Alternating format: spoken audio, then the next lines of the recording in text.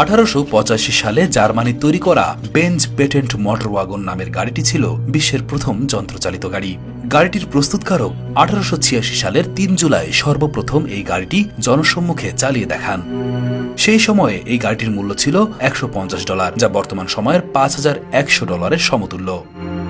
গাড়িটির সর্বোচ্চ গতি ছিল মাত্র 16 কিলোমিটার প্রতি ঘন্টা। সে সময় গাড়িটির সর্বোচ্চ 106 কিলোমিটার দূরত্ব অতিক্রম করার রেকর্ড ছিল। পেছন দিকে ইঞ্জিন থাকা 3 চাকার গাড়িটিতে একই সাথে 2 জন যাত্রী আরোহণ করতে সক্ষম ছিল। হিন্ডারব্রান্ড অ্যান্ড উলফ মুলার নামের বিশ্বের প্রথম বিক্রয়যোগ্য মোটরসাইকেল তৈরি করা হয় 1894 সালে। তৎকালীন সময়ে জার্মানির মিউনিখ শহরে তৈরি হওয়া এই মোটরসাইকেলটির ওজন ছিল মাত্র 50 কেজি। একজন যাত্রী বহনের সক্ষম এই মোটরসাইকেলটির সর্বোচ্চ গতি ছিল ঘন্টায় 45 কিলোমিটার। সব মিলিয়ে মোট 2000-এর মতো এই মোটরসাইকেলটি প্রস্তুত করা হয়েছিল।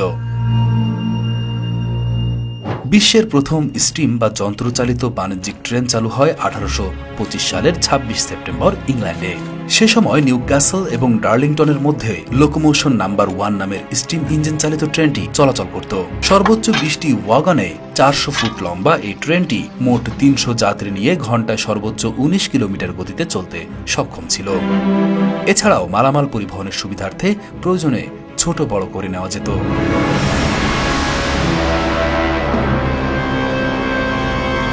ফর্ট সিকোরস্কি VS-300 হেলিকপ্টারটি হচ্ছে বিশ্বের প্রথম কার্যকরী হেলিকপ্টার। 1939 সালের 14 সেপ্টেম্বর এটি সর্বপ্রথম আকাশে উড়ে। রাশিয়ান বংশোদ্ভূত আমেরিকান বিখ্যাত বিজ্ঞানী ইগোর সিকোরস্কি ছিলেন হেলিকপ্টারটির নির্মাতা। মাত্র একজন পাইলট বহনকারী হেলিকপ্টারটি সর্বোচ্চ 80 কিলোমিটার বেগে 121 কিলোমিটার দূরত্ব অতিক্রম করতে সক্ষম ছিল। একটানা 1.5 ঘন্টা আকাশে উড়তে সক্ষম ছিল VS-300 হেলিকপ্টারটি।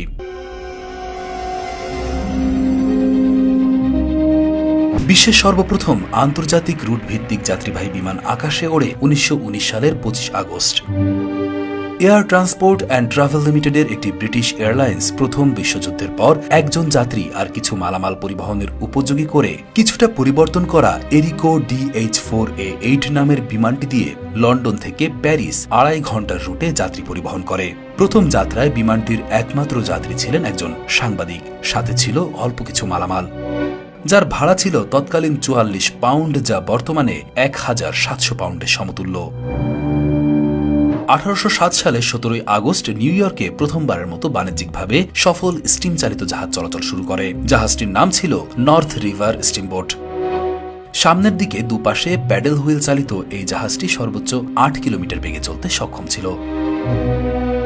ছোট এই জাহাজটিতে ছিল 54টি বার্থ, রান্নাঘর, বার সহ ক্রুদের রুমও। এর আগেও বিভিন্ন সময়ে স্টিম চালিত জাহাজ আবিষ্কৃত হলেও সেগুলো বাণিজ্যিকভাবে সফল ছিল না। ডি হ্যাভিল্যান্ড কমেট, সংক্ষেপে DH-106 কমেট বিমানটি ছিল বিশ্বের প্রথম জেট ইঞ্জিন চালিত যাত্রীবাহী বিমান। ইংল্যান্ডের তৈরি 44 সিটের বিমানটি প্রথমবারের মতো আকাশে ওড়ে 27 জুলাই 1949 সালে। মোট 114টি কমেট বিমান তৈরি করা হয়, যার সর্বশেষ ফ্লাইট ছিল 14 মার্চ 1997 সালে। ঘন্টায় 740 কিলোমিটার গতিতে বিমানটি সর্বোচ্চ 2400 কিলোমিটার পথ পাড়ি দিতে সক্ষম ছিল।